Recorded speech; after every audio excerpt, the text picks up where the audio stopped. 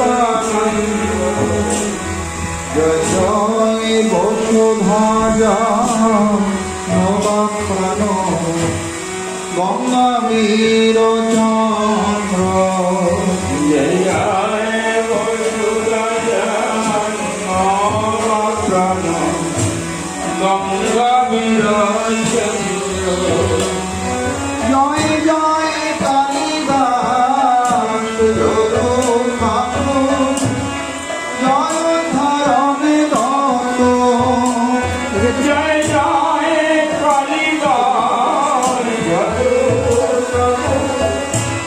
জয় ধরণে দত্ত জয় জয় কন্যানিক বিজ্ঞানী বক্রেশ্বর পণ্ডিত জয় জয় কুন্দলিক কীর্তনিধি ভক্তেশ্বর পণ্ডিত জয় জয় জয় মাধাই জগৎ গোসাই জয়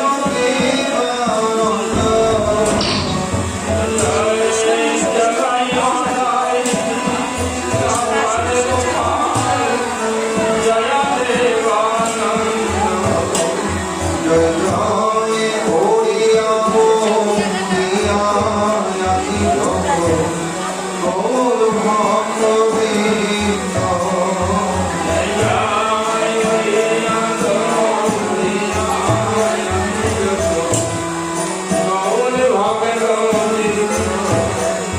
তোমরা সবে মিলে করো কৃপা আমি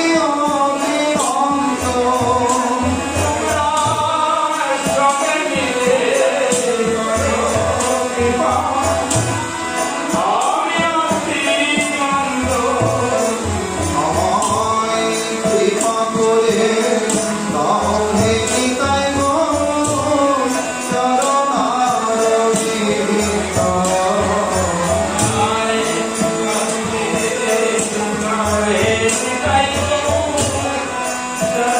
চরণারবিন্দ যেন আকুল প্রাণী গাইতে পারি হরি ঠাই গৌরাঙ্গ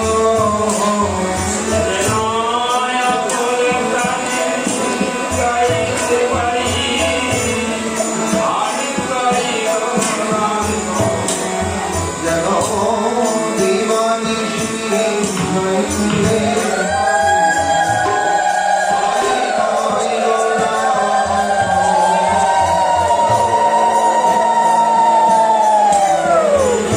ঠাই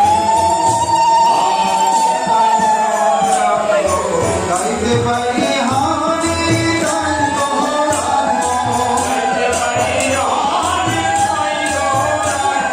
জয় জয়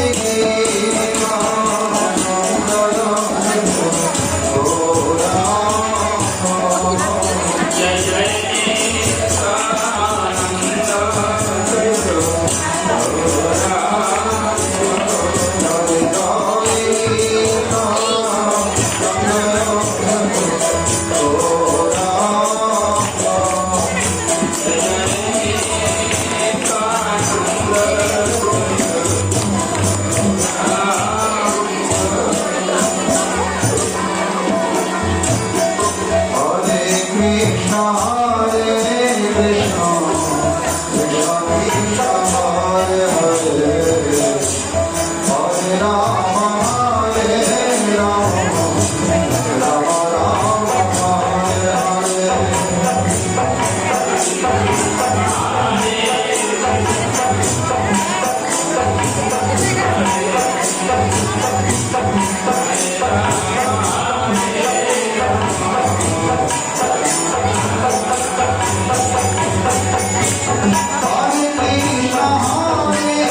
কৃষ্ণ কৃষ্ণ কৃষ্ণ হরে হরে হরে রাম হরে রাম রাম রাম হরে হরে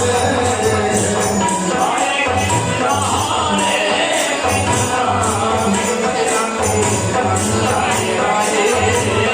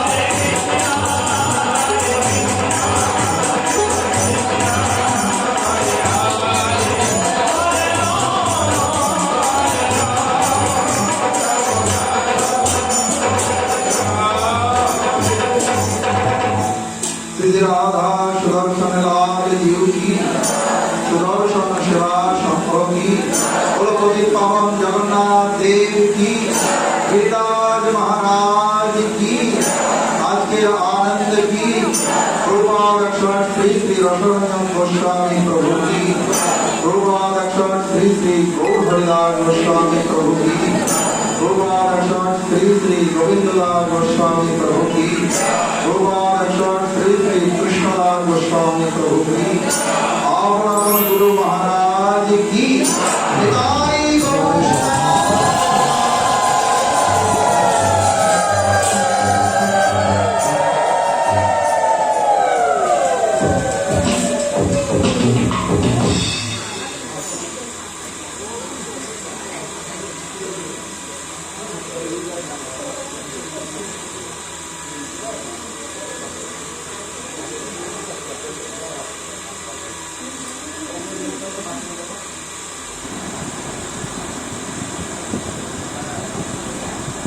আপনারা শুনছেন নবদ্বীপ ধাম সুদর্শন মন্দির থেকে শ্রী নিতাই কথা।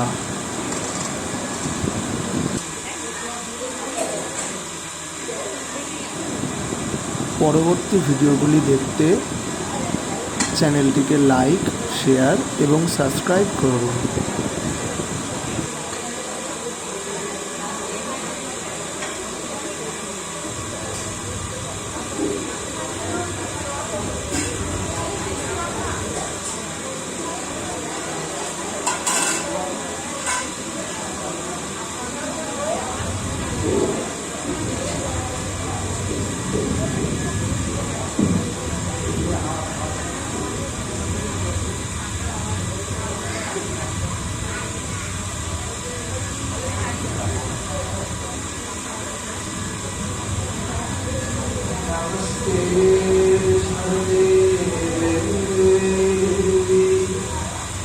सरस्वती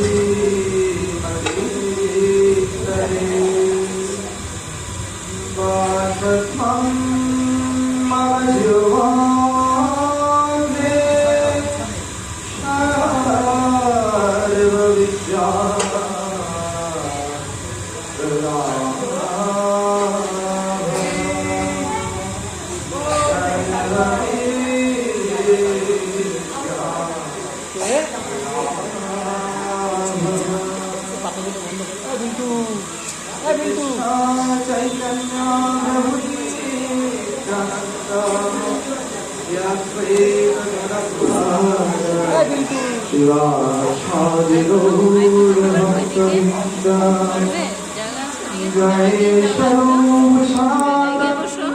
रूप रघुनाथ श्री जीव गोपाल भट्ट दास रघुनाथ এই ছাই গোসাইয়ের করি চরণবন্দন যাহা হইতে বিঘ্ননাশ হরে অভীষ্ট পুরন सर्वमंगल मंगल्ये शिव सर्वार्थ साधिके शरण्ये त्र्यंबके गौरी नारायणी नमस्तुते सृष्टि स्थिति विनाशानं शक्तिभूत सनातनी गुणाश्रय गुणमयी नारायण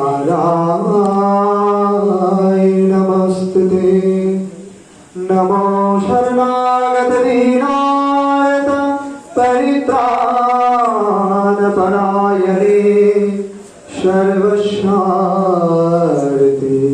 हरे देवी नारायणी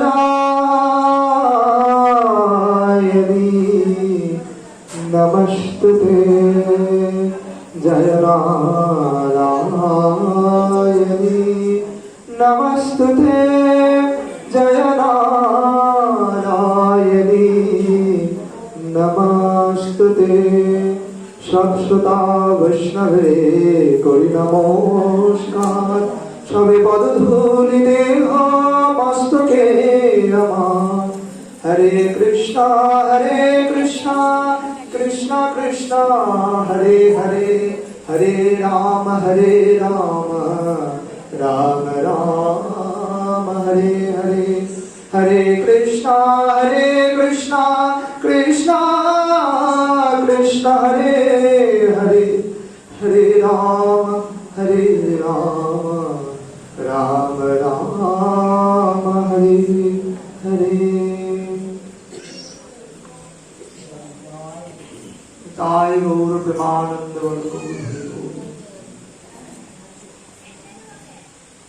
পূর্বদিন আমরা বনের মুখে মহাপ্রভুর কৃপায় শ্রী গৌর তার চরিত্র গৌর ভক্ত মহিমা সম্পর্কে শ্রবণ করেছি। আজ মহামায়ার অসীম কৃপায় মহাপ্রভুর কৃপা সান্নিধ্যে এই নবদ্বীপ ধামে যাকে নইলে গৌর পাওয়া যায় না, সেই নিতাই চরণ সম্পর্কে আজ আমরা জানব।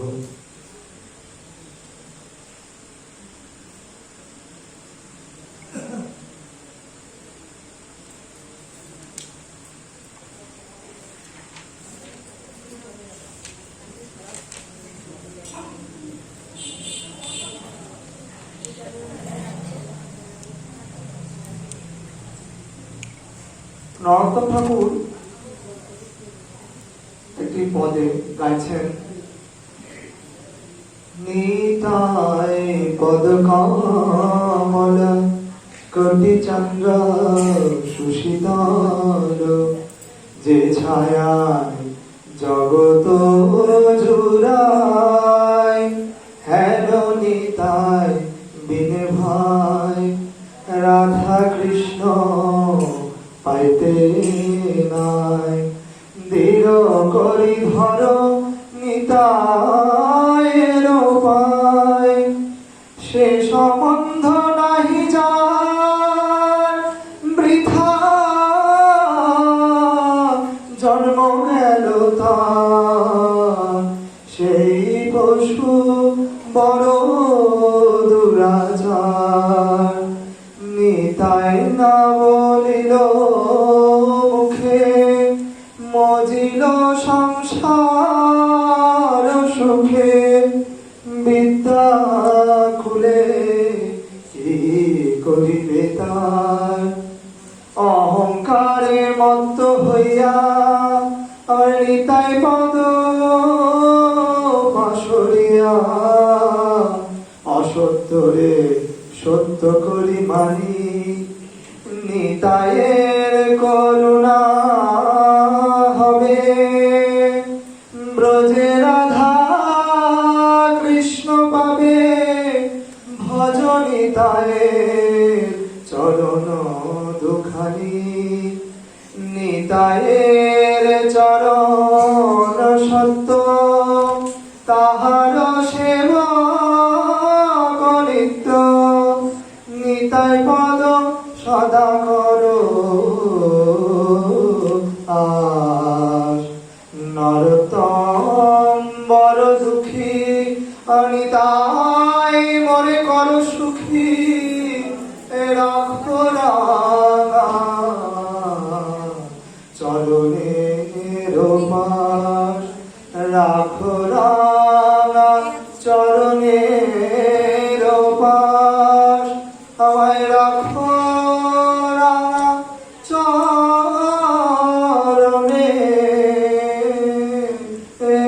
পাশ।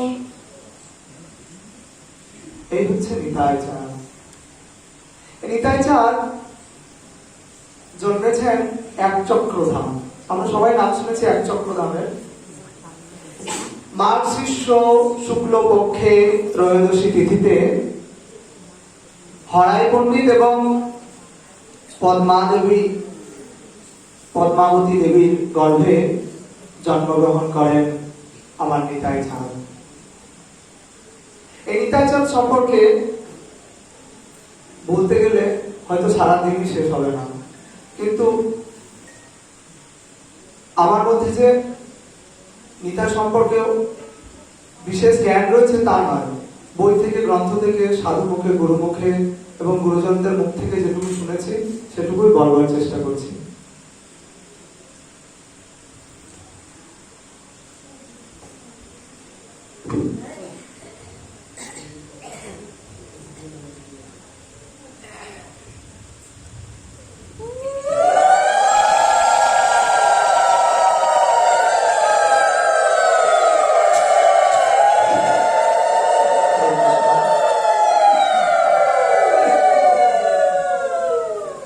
এই নিতাই চাঁদ কে ছিলেন? নিতাই চাঁদ হচ্ছেন সাক্ষাৎ বলরাম। এই নিতাই চাঁদই হচ্ছেন অনন্ত শেষ। এই নিতাই চাঁদই সেই কৃষ্ণ অভিন্ন তত্ত্ব বলরাম। আর এই নিত্যানন্দ শব্দের অর্থ কি? নিত্য অর্থাৎ শাশ্বত, যেটাকে পার্মানেন্ট বলা হয়। নিত্য কথার অর্থ শাশ্বত বা পার্মানেন্ট। আর আনন্দ, এই আনন্দটা কিভাবে না, চরণে সমর্পিত হয়ে যে আনন্দ লাভ করা যায় সেই আনন্দের কথা বলা হয়েছে এখানে। আমি তোমার, এই যে সমর্পণ, এই সমর্পণের মধ্যে একটা আলাদা আনন্দ রয়েছে। এই আনন্দটাই নিত্যানন্দ। নিত্যানন্দ ঠাকুরের পূর্বে আরেকটি নাম ছিল, সে নামটি হলো চিদানন্দ, যেটাকে চাঁদের টুকরো সহিত তুলনা করা হয়। এই ছোট্ট বালক নিত্যানন্দ যখন ছোট ছিলেন চিদানন্দ রূপে, তখন উনি ছোট থেকে লীলা করতেন। ছোট্টবেলায় উনি লক্ষণ সাজতেন, কখনো ত্রেতা যুগের রাম লক্ষণের সেই তিনি তো সাক্ষাৎ লক্ষণ, তো কখনো লক্ষণ সাজতেন, কখনো বলরাম সাজতেন। একবার কি হয়েছে, যেখানে নারীপোতা নাম শুনেছেন নিশ্চয়, এক চক্রধামে, সেখানে একবার নিত্যানন্দ প্রভু পূর্ব লীলা স্মরণ করছেন কিভাবে, এবং সেটি তার নিত্য নৈমিত্তিক ব্যবহারের সেটা তার স্মরণ করত। কিরকম না, মেঘনাথ যখন মেঘের আড়াল থেকে যুদ্ধ করছিলেন রামচন্দ্র আর লক্ষণের সাথে বানরসেনা, তখন কি হয়েছিল, মেঘনাথের বাণের আঘাতে লক্ষণ অচৈতন্য হয়ে পড়ে। সেই অচৈতন্য হওয়ার যে ভঙ্গিমা, এই নারীপোতা স্থানে উনি সেই অচৈতন্য হয়ে পড়ছেন, সবাই স্তম্ভিত হয়ে গেছে, কি হলো কি হলো। এরকম ভাবে ছোট থেকেই প্রভমান লীলা করেছেন। এরপর ছোট থেকে বড় হওয়া, মা বাবার কাছে, মা পাশে একটি পুকুর ছিল, সেই পুকুরে স্নান করাতে নিয়ে যেতেন, যেটিকে এখন নিতাই পুকুর বলা হয়, নিতাই কুণ্ড। এরপর আস্তে আস্তে বড় হওয়ার যখন ওনার বয়স 12 বছর হয়, তখন আমাদের বাড়িতে যেমন ব্রাহ্মণ আসেন বা অনেক বৈষ্ণবগণ আসেন ভিক্ষার নিমিত্তে, সেরকম এক চক্রধামে ওনার গৃহে একজন ব্রাহ্মণ আসেন। ব্রাহ্মণ এসে ভিক্ষার পাত্র দিয়ে দেখেছেন, আর মা পদ্মাবতী হরাই পণ্ডিতের গৃহে তখন মা এসে চাল কলায় যা যা ছিল দেওয়ার সেগুলো দিচ্ছেন। তখন ব্রাহ্মণ বলছেন, মা আমার এই চাল কলা চাই না, আমি বৃদ্ধ হয়েছি, তো আমার অনেক বয়স হয়েছে, আমি তীর্থে তীর্থে ভ্রমণ করতে চাই, আর এই ভ্রমণ করতে গেলে আমার একটা সঙ্গীর প্রয়োজন। তখন তিনি অকপটে বলে ফেললেন, কি চাই বলুন, আমি কথা দিচ্ছি আপনাকে তাই দেব। তখন ব্রাহ্মণ বলছেন, তোমার ওই বালকটাকে দেবে, তোমার ওই বালকটাকে আমি আমার সঙ্গে করে নিয়ে যাব। দেখুন একটা মায়ের মনে কত বড় বাধা বা কত বড় চিন্তার বিষয় এই ঘটনাটি। একটা 12 বছরের ছোট্ট বালক, সেই বালকটিকে ব্রাহ্মণ এসে বলছেন, আমার ওকে চাই, দেবেন ভিক্ষা হিসেবে ওকে আমাকে দেবেন। মা কথা দিয়েছেন, হরাই পণ্ডিত কথা দিয়েছেন, তাই সেই ছোট্ট 12 বছর বয়সে তাই আমার গৃহ ত্যাগ করলেন। মনের অনেক কষ্ট বুকে চাপা রেখে মা সেই ব্রাহ্মণের হাতে তুলে দিলেন। কত বড় নিঃস্বার্থ ত্যাগ দেখুন। সেই ব্রাহ্মণের সাথে নিতাই চললেন। নিতাই চলতে চলতে অনেক জায়গা ঘুরছেন সাধু পণ্ডিতের সাথে। এই এক চক্র ধাম সম্পর্কে আরেকটি কথা বলি। এক চক্র নাম কিভাবে এলো? এক চক্র নাম হয়েছে এভাবেই, যখন পাণ্ডবেরা অজ্ঞাতবাসে ছিলেন, ওই অজ্ঞাতবাসে থাকার সময় ওই স্থানে বকাসুর বলে একটি রাক্ষস ছিল। ওই বকাসুরের কাছে প্রত্যেক দিন একটি খাবার নিয়ে যেত বিভিন্ন পরিবার থেকে। তো সেদিন পাণ্ডবরা যখন ওই যে ব্রাহ্মণের গৃহে আশ্রয় নিয়েছিলেন, সেই ব্রাহ্মণ বাড়ি থেকে যাওয়ার কথা ছিল, যে খাবার নিয়ে যাওয়ার। তখন কুন্তী দেবী ছিলেন তাদের সাথে। কুন্তী দেবী বললেন, তোমরা কাঁদছো কেন? তোমাদের চিন্তা নেই, আমার ভীম আছে, আমার ভীম যাবে খাবার প্রস্তুত করে। রাস্তায় অনেক খাবার টাবার নিয়ে, প্রচুর খাবার টাবার নিয়ে ভীমকে পাঠিয়ে দেওয়া হলো। ভীম যাচ্ছেন। ভীম যেতে যেতে আমরা তো সবাই জানি ভীমের কিরকম, খাবার দাবারের সাথে ভীমের সম্পর্ক কিরকম, ইতিবাচক না নেতিবাচক? অবশ্যই ইতিবাচক। তো খাবার দাবার প্রচুর কিছু আছে, ভীম আর লোভ সামলাতে পারেনি। ভীম কি করেছে? সমস্ত খাবারটাই নিজেই খেয়ে নিয়েছে। এবার কি হবে? এবার বকাসুরকে তো খাবার দিতে হবে। বকাসুরের কাছে গিয়েছেন। আর বকাসুরের এটা অত্যাচার, প্রত্যেকদিন একটা নিজে বসে থাকবে আর সবাইকে অর্ডার করবে, খাবার নিয়ে এবার কিরকম। তো ভীম গেছেন রেগে। এর একদিন আমার একটা ভাঙা গাড়ি পড়েছিল, সেই ভাঙা গাড়ি থেকে একটা চাকা তুলে নিয়েছে, বকাসুরকে নিতাই গৌর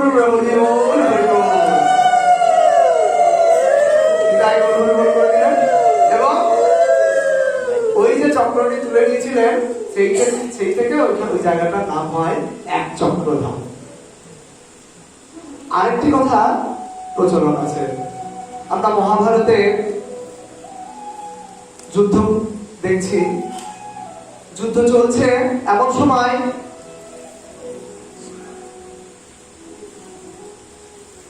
ভীষ্ম কৌরব পক্ষ থেকে প্রচুর গালমন্দ গালিগালাজ, কি করছো পিতামহ, কি করছেন আপনি, ঠিক মতো যুদ্ধ করছেন না, এরকম অনেক কিছু শুনে আজকে যুদ্ধে এসছেন, হ্যাঁ আজকে সবাইকে মেরেই দেবো, পুরো শক্তি। তো এসে কি করছেন? উনি অনবরত বাণ নিক্ষেপ করছেন অর্জুনের প্রতি, বাণ নিক্ষেপ করে যাচ্ছেন, অর্জুনের মুকুট নিচে পড়ে যাচ্ছে। তখন ভগবান দেখছেন আমার সখা পার্থ কি হবে? পার্থ তো এইভাবে চলতে পারবে না।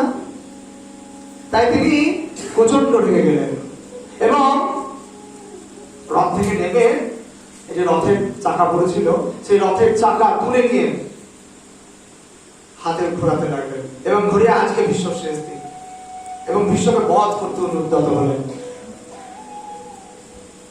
তখন পার্থ অর্থাৎ অর্জুন ভগবানকে বলছেন, ভগবান ক্ষমা, ভগবান ক্ষমা, এরকম করবেন না, আপনি কথা দিয়েছেন আপনি যুদ্ধে অস্ত্র ধারণ করবেন না। ভগবান নিজের পণ ছেড়ে দিয়ে বন্ধুকে বাঁচাবার জন্য উনি কিন্তু অস্ত্র ধারণ করতে যাচ্ছিলেন। কিন্তু অর্জুন কি বললেন? ভগবান আপনি অস্ত্র ধারণ করবেন না, এতে আপনার নিন্দা হবে, আর আপনার নিন্দা আমি সহ্য করতে পারবো না। সবাই আপনার নামে কুৎসিত নিন্দা করবে, কটু কথা বলবে। তো ভগবানকে এইভাবে শান্ত করার পর উনি রথের চাকাটি ছুঁড়ে ফেলে দেন, আর ছুঁড়ে ফেলে দিয়ে ওই রথের চাকাটি যেখানে এসে পড়েন, ওই জায়গাটার নাম হয় এক চক্রধাম। এরপর আমার সেই ছোট্ট বালক নিতাই যাচ্ছেন ব্রাহ্মণের সাথে। মহারাষ্ট্রের পান্ডারপুর নামক স্থানে ওনারা এসে উপস্থিত হন। ব্রাহ্মণ এগিয়ে গেছেন, আর ওনার সাথে ছিলেন লক্ষ্মী তীর্থজি। উনি লক্ষ্মী তীর্থজি একজন বৈষ্ণব ছিলেন। ওই বৈষ্ণবকে নিতাই তার নিজের স্বরূপ দর্শন করালেন, নিজের বলরাম স্বরূপ, দেখো আমি কে। এবং চরাচরিত একটি ধারা বজায় রাখবার জন্য উনি ওনার কাছ থেকে দীক্ষা প্রদান নিলেন। এবং বলরাম স্বরূপ দর্শনের পর লক্ষ্মী তীর্থজির কাছে দীক্ষা নেওয়ার পরে এই সিদ্ধান্ত নিলেন তিনি ভারতের তীর্থ করবেন। তিনি ভারত তীর্থ করতে বেরোলেন। সমস্ত ভারতের সমস্ত তীর্থক্ষেত্রে উনি ভ্রমণ করবেন। এরকম তীর্থ করতে করতে ওনার সাক্ষাৎ হয় মাধবেন্দ্র পুরীর সাথে। এই মাধবেন্দ্র পুরী হচ্ছেন মহাপ্রভুর গুরুদেব হচ্ছেন ঈশ্বরপুরী। এই ঈশ্বরপুরীর গুরুদেব হচ্ছেন স্বয়ং মাধবেন্দ্র পুরী। তো সাধুর দর্শন লাভ হয়েছে, নিতাই সাধু দর্শনে সাধুকে দণ্ডবাদ প্রণাম করছেন। बोलिए संत भगवान की। সাধু সাক্ষাৎ তীর্থ। সাধু গুরুদেব পাঠে প্রায়শই বলেন, আমরা তীর্থে যাই কি করতে না, পূর্ণ অর্জন করবার জন্য। আর সাধুরা তীর্থে যান কি করতে, তীর্থকে পবিত্র করবার জন্য। আমরা তীর্থে যাই আমাদের সমস্ত কলুষিতা, আমাদের সমস্ত পাপ তীর্থের মধ্যে ঢেলে দিয়ে আসি। আর সাধু যান সেই সমস্ত ময়লাগুলোকে দূর করে দূষণ মুক্ত করবার জন্য। তাই তাদের নিলে তীর্থ যাবার প্রয়োজন হয় না, কারণ তিনারাই তীর্থ স্বরূপ। কিন্তু জগৎকে শিক্ষা দেবার জন্য ওনারা তীর্থে যান, নমনীয়তা প্রদর্শন করেন। এরপর তিনি বৃন্দাবন আসেন। বৃন্দাবনে আসার পর ওনার ভ্রাতাকে দেখবার খুব ইচ্ছা হয়। আমার ভ্রাতা কোথায় আছে? উনি তো বলরাম সাক্ষাৎ জানতেন, আমার ভ্রাতা কোথায় আছে? নবদ্বীপ ধাম, এই যে নবদ্বীপ ধাম। বলিয়ে নবদ্বীপ ধাম কি। নবদ্বীপ ধামের কথা চিন্তা করছেন আর মনে মনে একটি আকর্ষণ হচ্ছে। তাই তিনি আর বাইরে থাকতে পারলেন না, নবদ্বীপের উদ্দেশ্যে রওনা দিয়ে দিলেন। বৃন্দাবনের থেকে উনি নবদ্বীপে এসে নন্দ আচার্যের গৃহে স্থান নিলেন। এদিকে মহাপ্রভু রাত্রিবেলা শুয়েছেন আর স্বপ্নের মধ্যে দেখছেন একটি বল্লভ নিয়ে, একটি সোনার ছড়ি নিয়ে, একটা সোনার মুকুট মাথায় দিয়ে, একটি রথে করে আর নীল বস্ত্র পরিধান করে কে যেন দাঁড়িয়ে আমায় ডাকছে, কে যেন আমায় ডাকছে। উনি তো ভগবান বুঝতে পারলেন ভাই এসেছে। তাই পরদিন উঠে উনি সমস্ত পার্শ্বদেরকে বললেন, যাও যাও তোমরা খুঁজে দেখো ওই নীল শাড়ি পরা, নীল ধুতি পরা কোন বৈষ্ণব সাধুকে যদি দেখতে পাও খোঁজ নিয়ে আসো, যাও। তখন সমস্ত পার্শ্বদগণ যারা যারা মহাপ্রভুর সঙ্গে ছিলেন তারা সকাল সকাল উঠেই বেরিয়ে পড়লেন। সমগ্র নবদ্বীপের অলি গলি সমস্ত জায়গা খুঁজছেন, কোথায় কোথায় সেই নীল ধুতি পরা, কোথায় সেই সাধু, কোথায়? সারাদিন ক্লান্ত হওয়ার পর কেউ খুঁজে পায়নি। সবাই খুঁজবার পর ক্লান্ত বিধ্বস্ত হয়ে মহাপ্রভু এসে বলছেন। মহাপ্রভু তো সবই জানেন, তাই মহাপ্রভু নন্দ আচার্যের গৃহে তারপর আসছেন। আর নন্দ আচার্যের গৃহে যখন আসছেন উনি কতটা বিহ্বল, আমার ভাইয়ের সাথে দেখা হবে, আমার দাদার সাথে দেখা হবে। উনি কখনো নাচছেন, কখনো গাইছেন, কখনো ধুলায় গড়াগড়ি দিচ্ছেন, উন্মাদ হয়ে যাচ্ছেন। কতদিন পর দেখা হবে। তাই দেখবার জন্য উনি আনন্দে গাইতে গাইতে কীর্তন করতে করতে নন্দ আচার্যের গৃহে আসছেন। নন্দ আচার্যের গৃহে এসে দেখছেন এখানে যে পত্রের কথা লেখা আছে, নিতায় পদ কমল কোটি চন্দ্র সুশীতল, যে ছায়ায় জগত জুড়ায়, হেন নিতায় বিনে ভয়, রাধা কৃষ্ণ পাইতে নাই, দৃঢ় করি ধর নিতায়ের পায়। দেখছেন নিত্যানন্দ প্রভু ধ্যান ধ্যানমগ্নে বসে আছে নীল ধুতি পরে। অনন্ত কোটি সূর্য, অনন্ত কোটি চন্দ্র তার নখের তুল্য নয়, তার নখের কাছে ক্ষীণ হয়ে যাচ্ছে। অনন্ত কোটি সূর্য, অনন্ত কোটি চন্দ্র, এত সুন্দর প্রভা, এত উজ্জ্বল আলো জ্যোতি তার অঙ্গ থেকে বিচ্ছুরিত হচ্ছে। মহাপ্রভুর সাথে তখন প্রথম সাক্ষাৎকার নিত্যানন্দ প্রভু। দর্শন হচ্ছে দুজনের। মহাপ্রভু ভাবছেন কখন আমি জড়িয়ে ধরবো, কখন আমি চুম্বন করবো আমার ভ্রাতাকে, কখন আমি আলিঙ্গন করব। তার মনটা বিহ্বল হয়ে উঠেছে।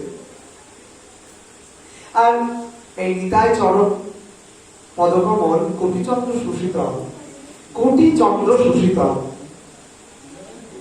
পাটা কিরকম না পদকমল। পাটিকে পদ্মের সাথে তুলনা করা হয়েছে। পদ্ম এবং চন্দ্র পরস্পর বিপরীত ধর্ম। পদ্ম একটা ফুল, চন্দ্র আকাশে। নিতাই পদকমল কোটিচন্দ্র সুশীতল।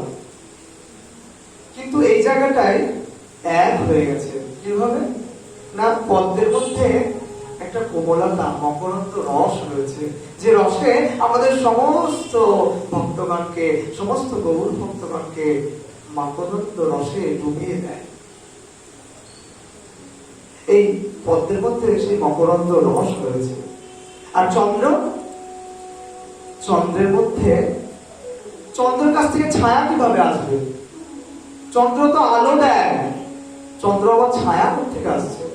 এখানে ছায়া কিরকম? আমরা যখন ত্রিতাবদগ্ধ এই সংসার জ্বালায় চলি, তখন কেউ কেউ এটা প্র্যাকটিক্যালি করে দেখবেন, যেটাকে আর্ট অফ লিভিং এর একটা ক্লাসে হয়, মুন লাইট মেডিটেশন। দেখবেন ইউটিউবে আছে, মুন লাইট মেডিটেশন চালিয়ে দেবেন। একটু কোন একটা জল বইছে গঙ্গার তীরে, ওদিকে চন্দ্র দেখা যাচ্ছে, গঙ্গার ধারে বসে বসে একটু চিন্তন করবে। কিচ্ছু কিচ্ছু বেশি কিছু ভাববার প্রয়োজন নেই, চুপচাপ বসে বসে থাকবে। দেখবেন আকাশ পাতাল মন, প্রচন্ড চিন্তা ভাবনা, সমস্ত কিছু যেন নিমেষের মধ্যে ওই চাপটা কেড়ে নিয়েছে। ওই নদীর স্রোতের সাথে সমস্ত চিন্তা ভাবনা কোথায় যেন হারিয়ে গেছে, মনটা শান্ত করে দেয় ওই চন্দ্রের শীতলতা, চাঁদের ছায়া। এই ছায়া থেকে শীতলতা আছে। চাঁদের সাথে কেন তুলনা করা হয়েছে? শুধু চাঁদের শীতলতা দেয়, তাহলে তো বরফের কথা বলতে পারতো। এই জায়গাটায় নিতাই পদকমল, বরফের একটা সংস্কৃত শব্দ বসিয়ে বলা হতো, চন্দ্রের জায়গায় বরফ, কোটি বরফ সুশীতল। কেন বলা হলো না? কেননা বরফের মারক শক্তি রয়েছে। কারোর মধ্যে যদি এই বরফের চায় চাপিয়ে দেওয়া হয়, এই বরফের চাপ কিছু চাপিয়ে দিতে হবে না, একটা বরফের ঘরের মধ্যে ঢুকিয়ে দেওয়া হবে, বোঝা যাবে তার কি হবে। নিতাই গৌর হরি বল। কিন্তু এই চন্দ্রের শীতলতা কিরকম? চন্দ্র যতই আলো দেবে, যতই আলো দেবে, সে আলোর মধুরতায় বিচ্ছুরিত হবে, সে ততই মধুরতা বিচ্ছুরিত করবে। চন্দ্রের আলো থেকে আমাদের ত্রিতাপদগ্ধ হৃদয়টা জড়িয়ে যাবে। আলো বেশি হলে কি কেউ ঝরে পড়ে মরে যাবে চন্দ্রের শীতলতায়? তার জন্য চন্দ্রের সাথে তুলনা করা হয়েছে। যে ছায়ায় জগৎ জুড়ায়, এই ছায়াতে সমস্ত ত্রিতাপদগ্ধ মানুষ সবাই জুড়ায়। হেন নিতাই মিলে ভাই, রাধা কৃষ্ণ পাইতে নাই, দৃঢ় করি ধরো নিতায়ের পায়। এই নিতাইকে ছাড়া রাধা কৃষ্ণকে পাওয়া যাবে না। এর তত্ত্ব আমরা পরবর্তীকালে শুনবো। এবার মহাপ্রভুর সাথে যখন নিত্যানন্দ প্রভুর সাক্ষাৎ হয়েছে, তিনি আলিঙ্গন করছেন তার ভ্রাতাকে, স্নেহাশেষ সমস্ত কিছু নিবেদনের পর আনন্দে কীর্তন করছেন, এবং সবশেষে হরিদাস ঠাকুর ও নিত্যানন্দ প্রভুকে মহাপ্রভু আদেশ করছেন যাও ঘরে ঘরে গিয়ে কৃষ্ণ নাম প্রচার করো, কৃষ্ণ নাম প্রচার করো। মহাপ্রভু আদেশ দিলেন, কেননা মহাপ্রভু জানতেন, কি জানতেন? যে এই কৃষ্ণ প্রেম কেউ যদি বাড়তে পারে সে আমার নিতাই। কেন? কারণ নিতাই তো সংকর্ষণ। সংকর্ষণ কি করে না? সংকর্ষণ সবাইকে আকর্ষণ করে। আকর্ষণ করে কোথায় নিয়ে যায়? গৌর চরণে ঠেলে দেয়। গৌর চরণে কি আছে? গৌর প্রেম আছে। তাই সংকর্ষণ সমস্ত জগৎ থেকে সমস্ত জগতের কামনা বাসনা দূর করে সমস্ত ত্রিতাপদগ্ধ মানুষদেরকে নিজের কাছে আকর্ষণ করে, আকর্ষণ করে টেনে উনি গৌরের চরণে সমর্পিত করেন। তাই তিনি নিত্যানন্দ প্রভুকে আদেশ দিলেন, যাও তুমি কৃষ্ণ নাম ঘরে ঘরে গিয়ে ভিক্ষা করো। তাই তিনি কি করলেন?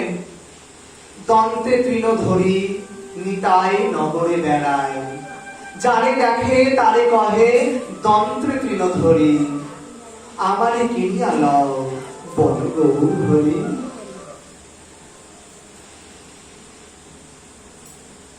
উনি নগরের ঘরে ঘরে যাচ্ছেন, নগরের ঘরে ঘরে গিয়ে সবাইকে বলছেন, একবার কৃষ্ণ বলো, একবার কৃষ্ণ বলো। প্রত্যেকটা ঘরে ঘরে যাচ্ছেন এবং বলছেন, কৃষ্ণ বলো, কৃষ্ণ বলো। কেউ আনন্দের সহিত তাকে গ্রহণ করছেন, কেউ কীর্তন করছেন, কেউ তিরস্কার করছেন, কেউ তাড়িয়ে দিচ্ছেন, কেউ ভর্ৎসনা, কেউ অপমান করছেন। তাও তিনি দন্ত্র তৃণ ধরি প্রত্যেকটা ঘরে ঘরে উনি কৃষ্ণ নামের ভিক্ষা করছেন। এরকম ভিক্ষা করতে করতে উনি এসে পৌঁছালেন জগাই মাথায়ের কাছে। এই নবদ্বীপে না, জগাই মাথায়। জগাই মাথায় কি করতেন? লুটতরাজ করছেন। যাতে ব্রাহ্মণ, কিন্তু মাংসাহার, মদ মাংস চুরি করা, হত্যা করা, সমস্ত পাপ কাজে নিমজ্জিত এই জগাই মাথায়। নিতাই তো করুণার সাগর, করুণার বিগ্রহ। ওনার জগাই মাথায়কে উদ্ধার করতে মন হলো। তাই নিতাই জগাই মাথায়ের কাছে এসে ভিক্ষা করছে। ওরে জগাই মাথায়, একবার তুমি কৃষ্ণ নাম বল। জগাই মাথায়, তোরা একবার কৃষ্ণ নাম বল। তোরা যে পাপ করছিস সেই সব পাপ আমি নিয়ে নেব। তোরা একবার কৃষ্ণ নাম বল। জগাই মাথায় তাকে বলছেন, কে আমাদেরকে আদেশ করে? কার এত বড় স্পর্ধা? আমরা নগরের শাসক। প্রসঙ্গত বলে রাখি, এই জগাই মাথায়কে অত্যাচার করবার জন্য কাজী নিয়োগ করে রেখেছেন, অত্যাচার করবার জন্য। আর তারা স্বভাবতই অসুখ ধর্মী। তো হরিদাস ঠাকুর আর নিত্যানন্দ প্রভু এসছেন, তাদের কাছে নাম ভিক্ষা করছেন। কে আদেশ করে? কে? তোমার কি প্রাণের ভয় নাই? যাও এখান থেকে দূর হয়ে যাও। যদি প্রাণের ভয় থাকে, যাও এখান থেকে দূর হয়ে যাও। তাই আমার বলছেন, তোমরা আমাকে যতই গালিগালাজ করো, আমি যাব না। তোমরা একবার কৃষ্ণ নাম বলো, তোমরা একবার কৃষ্ণ নাম বলো। মাথায় খুব রেগে গেছে। হ্যাঁ, আমাদেরকে বারবার আদেশ করে। একটা যে পাত্রে করে উনি মদিরা পান করছিলেন, ওই হাঁড়িটা নিয়ে ছুঁড়ে মেরেছে। ছুঁড়ে মেরে প্রভুদার শিরকে আঘাত লেগেছে। তার মাথা পিঠে রক্ত বেরোচ্ছে, গল গল করে রক্ত বেরোচ্ছে। তবু প্রভু বলছেন, তোমরা আমাকে মেরেছ মারো, তবু একবার কৃষ্ণ নাম বলো। তবু একবার কৃষ্ণ নাম বলো, তোমরা একবার কৃষ্ণ নাম বলো। মাথাকে এরকম কাজ করতে দেখে মাথায় ঠিক থাকতে পারছেন না, উনি আবার লেগে যাচ্ছেন, আমার হাতের কাছে যা পাচ্ছেন ছুঁড়ে মারতে যাচ্ছেন। জয় বলছেন, ওরে ওরে ওরে করিস কি? এ তো সাধু, এ তো আমাদের কাছে কিছু চায়নি, আমাদের কাছে কোনো ধন দৌলত কিছু তো চায়নি, শুধু তো কৃষ্ণ নামে ভিক্ষা চেয়েছে। ছেড়ে দে, ওকে ছেড়ে দে, মানিস না, সাধু তো মানিস না। তাও মাথায় ঠিক থাকতে পারছেন না।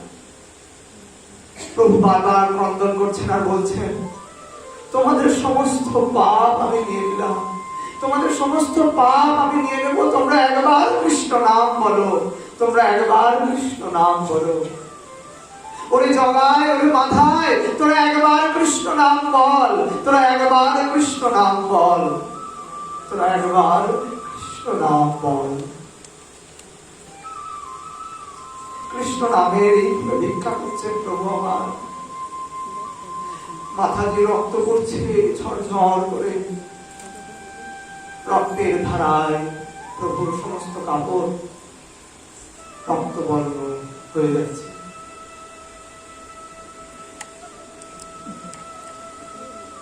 হরিদাস ঠাকুর সাক্ষাৎ এসব দর্শনের পর উনি ছুটতে ছুটতে মহাপ্রভুর কাছে গিয়েছেন।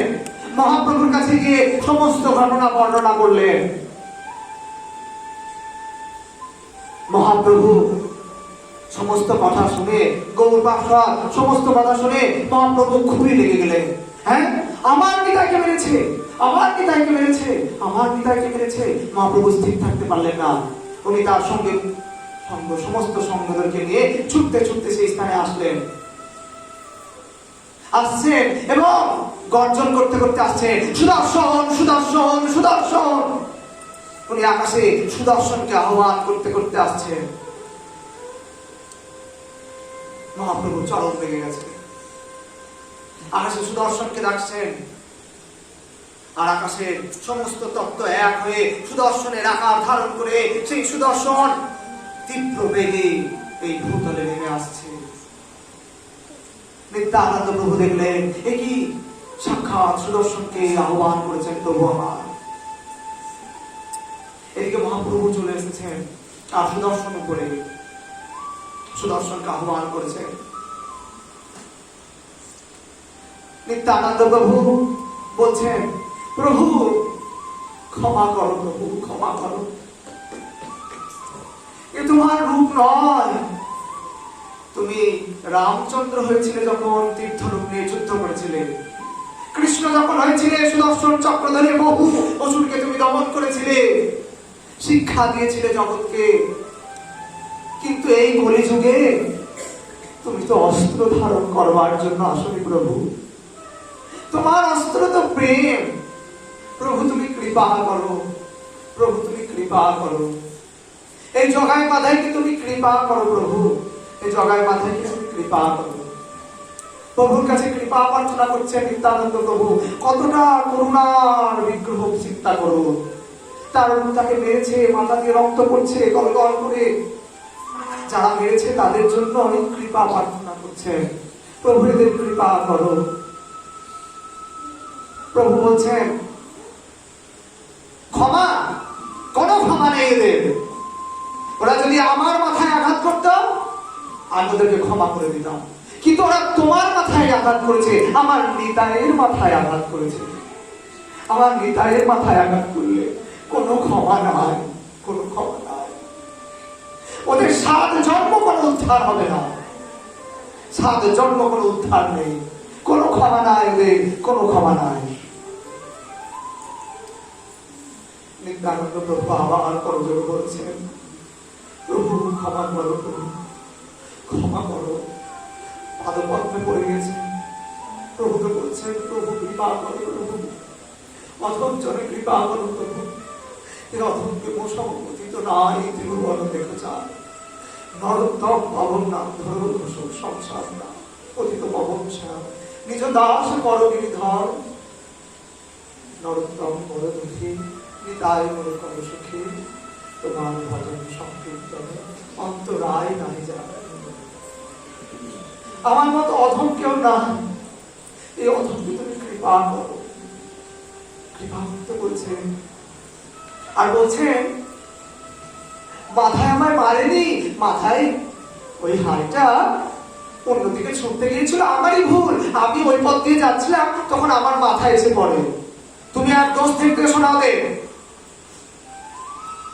মহাপ্রভু খুবই রেগে আছেন। তারপর বহু আকুতি মিনতির পর প্রভু সুদর্শনকে মুক্তি দেন। সুদর্শন উপরে উঠে যায়। তারপর উনি শান্ত হলেন। উনি শান্ত হলেন কিভাবে? না, যখন বলছেন আচ্ছা কিভাবে, প্রভুকে তো শান্ত করা যাচ্ছে না, প্রভুকে কিভাবে শান্ত করি, নিতাই প্রভু মাথায় চিন্তা করলেন। চিন্তা করে উনি দেখছেন যে হ্যাঁ, জগাই তো আমায় বাধা দিয়েছিল, ওই কথাটাই বলি। তাই উনি বলছেন প্রভু মাথায় আমার মেরেছে বটে, কিন্তু জগাই আমার বারণ করেছে, জগাই ওকে মারতে বারণ করেছে, জগাই মারতে বারণ করেছে। আচ্ছা, জগাই মারতে বারণ করেছে। আহা, জগাইকে তখন প্রভু জগাইকে আলিঙ্গন দিচ্ছেন। আসো জগাই, কাছে আসো। আর প্রভুর যে অঙ্গে যখন জগাই আলিঙ্গন করছে, জগাইয়ের মলিন বর্ণ যেন উজ্জ্বল রূপ ধারণ করে, সমস্ত মলিনতা যেন গৌর পাদপদ্মে বিলীন হয়ে যায়।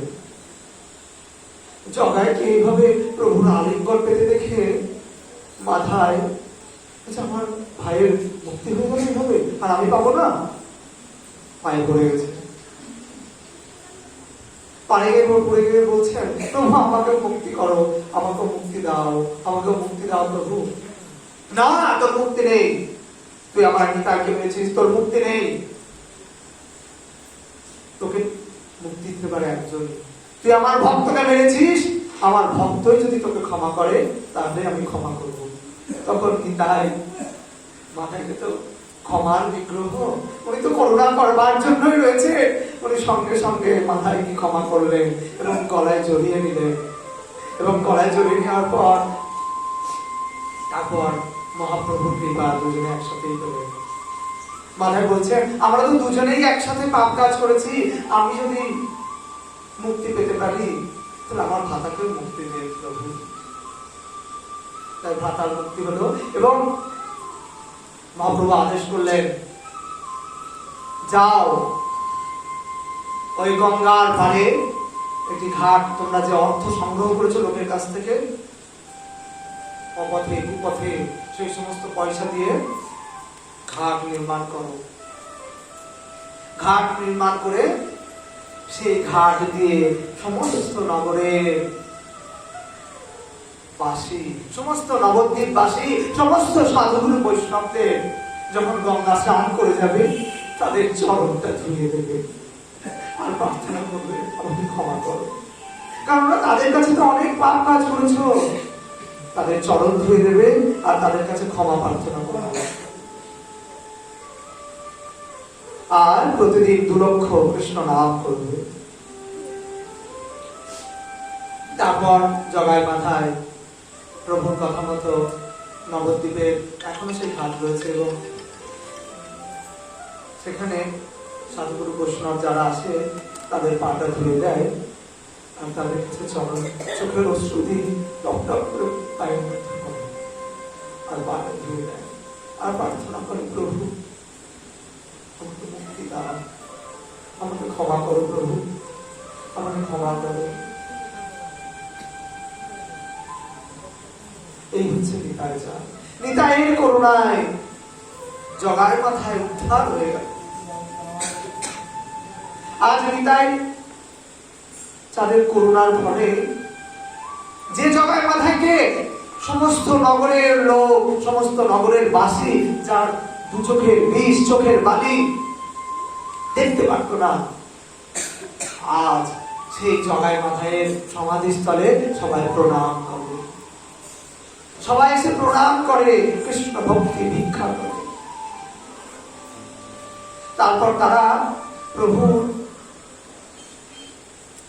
এভাবে করবার পরও যখন তাদের পাপ যাচ্ছে না, তখন নিত্যানন্দ প্রভু আর মহাপ্রভু গেছেন, বলছেন তোমাদের সমস্ত পাপ আমি নিয়ে নেব। আসো এই গঙ্গাকে সাক্ষী রেখে আমি সমাজের সমস্ত পাপ গ্রহণ করব। তাই ওই আজ গঙ্গার পথে চলেছেন মহাপ্রভু আমার নিত্যানন্দ এবং জগাই মাথায়কে নিয়ে। সেখানে গিয়ে যখন জগাই মাথায় বারণ করছেন, না না প্রভু, আমার পাপ আপনি গ্রহণ করবেন না। ও প্রচুর কাকুতি মিনতি করলেন, কিন্তু শুনলেন না। গঙ্গায় ডুব দিলেন। ডুব দেওয়ার পর সমস্ত মলিনতা, সমস্ত কিছু জগাই মাথার কাছ থেকে চুষে দিলেন। খানিকের জন্য গৌরের গৌর বর্ণ যেন কালো রূপ ধারণ করল।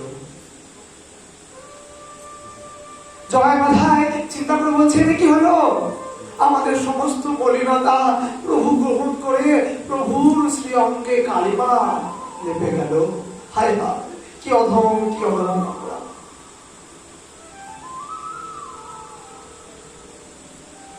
তখন নিত্যানন্দ প্রভু বললেন, এ কালিমা প্রভু কখনো মলিন করতে পারবে না। কোটি সূর্য, কোটি চন্দ্র সমপ্রভ নিতাই এবং মহাপ্রভু, সামান্য মলিনতা, সামান্য পাপের মলিনতা কি প্রভুকে আমার মলিন করতে পারে? পারে না। গন্ডিচায় আগের দিন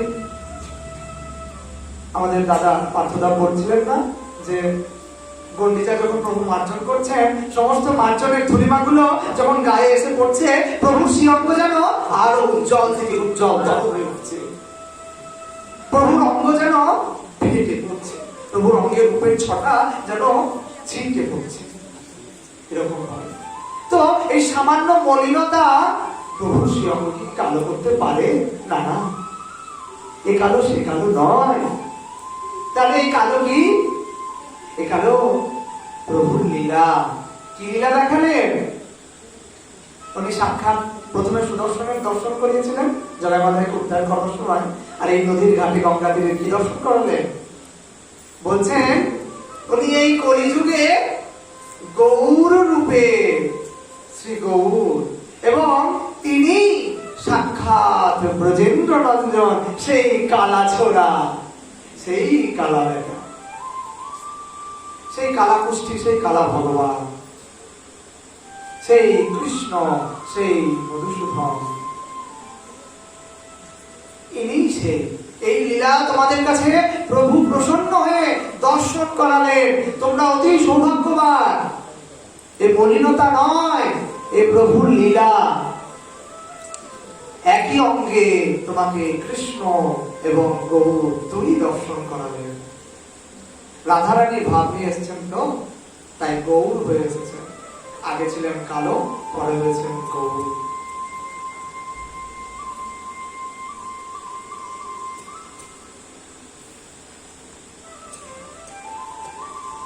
এর জন্য নিতাই চাঁদের এইভাবে করুণায় জগাই মাথায় উদ্ধার হয়।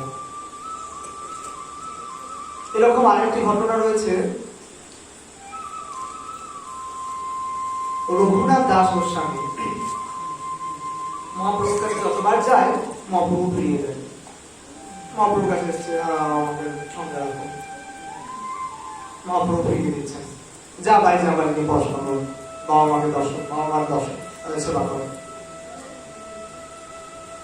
এইভাবে বারবার ফিরিয়ে দিচ্ছেন। রঘুনাথ দাস গোস্বামীর প্রচন্ড দুঃখ, যে প্রভু আমায় দিচ্ছেন না। এরপর একদিন পানিহাটিতে প্রভু রয়েছেন। নিত্যানন্দ প্রভু এসে হরি কথা বলছেন, কীর্তন করছেন, আর সমস্ত গৌর ভক্তরা এসেছেন। আর তাদের মধ্যে থেকে একজন বলছেন, প্রভু প্রভু, ওই যে দূরে বসে আছে, ওই রঘুনাথ দাস গোস্বামী মহাপ্রভুর একনিষ্ঠ ভক্ত, মহাপ্রভু পার্ষদ। বলছে, আচ্ছা তাই নাকি? যাও যাও যাও, ওকে ডেকে নিয়ে আসো, ওকে ডেকে নিয়ে আসো। রঘুনাথ দাস গোস্বামীকে ডেকে নিয়ে এসছেন। ডেকে নিয়ে এসে প্রভু বলছেন, তুমি মহা চোর, এই চোর, তুমি আমার জিনিস চুরি করেছ। এত সাহস হয় কি করে তোমার? তুমি আমার জিনিস কেন চুরি করেছো? কি জিনিস চুরি করেছে? আমার কি জিনিস চুরি করেছে? আমার গৌরকে চুরি করেছে।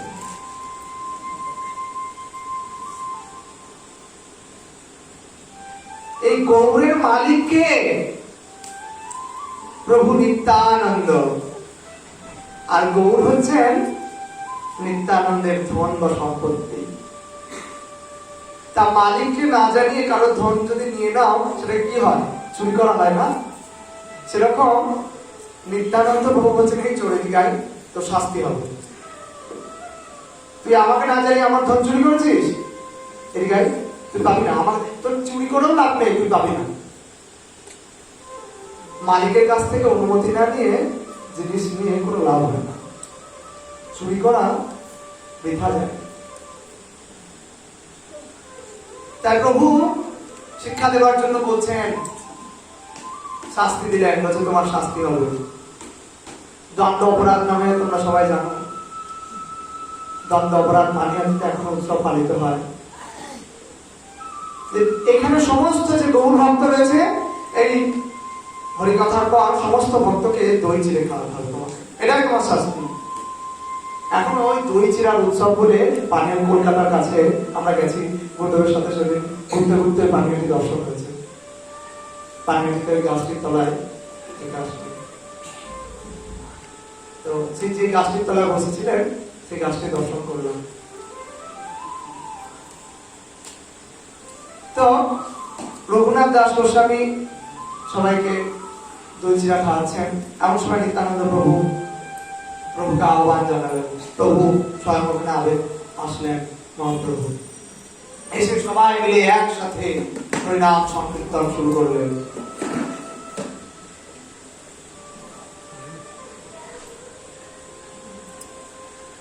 এরপর মহাপ্রভু নিত্যানন্দ প্রভুর হাতে সমস্ত কিছু সমর্পণ করে বললেন, এই দায়িত্ব তোমার। এরপর তিনি নীলাচলে চলে গেলেন। আর প্রভুর আদেশ মতোই নিত্যানন্দ প্রভু এক চক্র ধামে গিয়ে বিবাহ করলেন। তার প্রথম স্ত্রীর নাম জাহ্নবা মাতা এবং দ্বিতীয় পত্নীর নাম বসুধা মাতা। তার এক পুত্র হয় বীরচন্দ্র। এই বীরচন্দ্র প্রসঙ্গত বলে রাখি, মহাপ্রভু বলেছেন, এই বীরচন্দ্রের মধ্যেই তুমি যারা যারা আমাকে দর্শন লাভ করতে সমর্থ হয়নি, তোমরা সবাই জানবে এই বীরচন্দ্রের মধ্যে আমি রয়েছি। এবং তার কন্যার নাম গঙ্গা দেবী। এইভাবে প্রভু আমার প্রচুর প্রসার করলেন।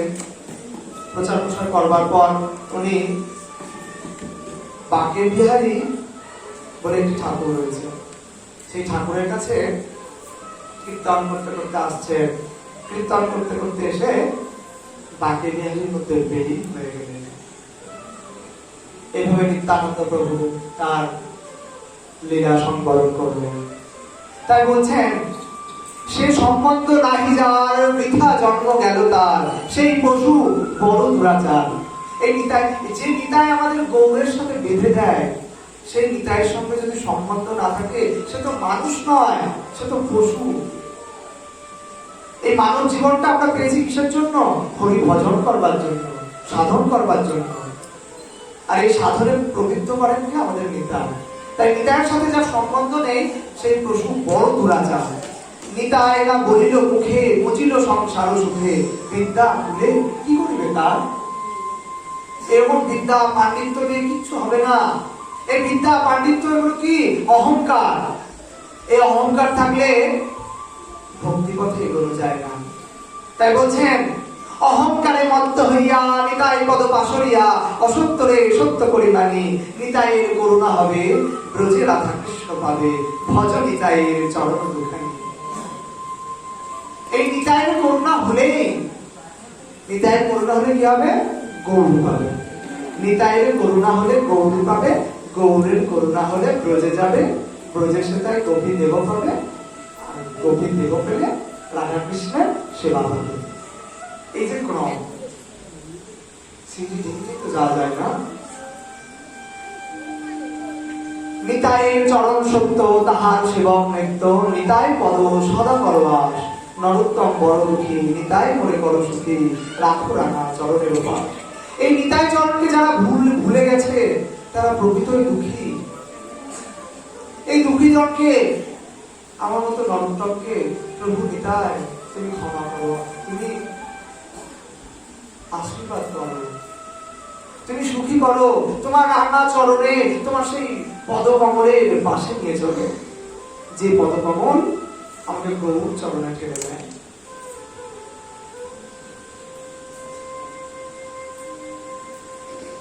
সময় অতিবাহিত হয়ে গেছে, আরো কিছু কথা ছিল, পরবর্তী সময়ে মহাপ্রভুর কৃপা হলে আমরা পরবর্তী অংশে জানতে পারবো। আজ আমরা নিত্যানন্দ প্রভুর সংক্ষেপে, অতি সংক্ষেপে কিছু জায়গায় গ্রন্থ পড়ে এবং বিভিন্ন জায়গা থেকে কালেকশন করে যেটুকু বলছি, কোনো যদি ভুল বলে থেকে ক্ষমা করবেন। এবং সর্বশেষ এটাই প্রার্থনা করি, নিতাই যেন আমাদের করুণা করেন এবং তার পাদপদ্মে আমাদেরকে যেন সংকর্ষণ হয়ে আমাদেরকে যেন আকর্ষণ করে। আমরা সর্বদা কুপথগামী, সর্বদা কুসঙ্গী, কুলাচারহীন, সর্বদা কুপথগামী, সর্বদা কুপথেই মধ্যে পড়ে রয়েছি, কিন্তু প্রভু যেন আমাদের না ভরে। হে প্রভু, তুমি আমাদের কৃপা করো, আমাদেরকে রাখো রাঙা চরণের পাশ। তাই নিতাই চরণ কমল প্রার্থনা করে শ্রী নিতাই পদ কমলে আজকের কথা উৎসর্গ হলো। জয় জয় নিতাই গৌর প্রেমানন্দ।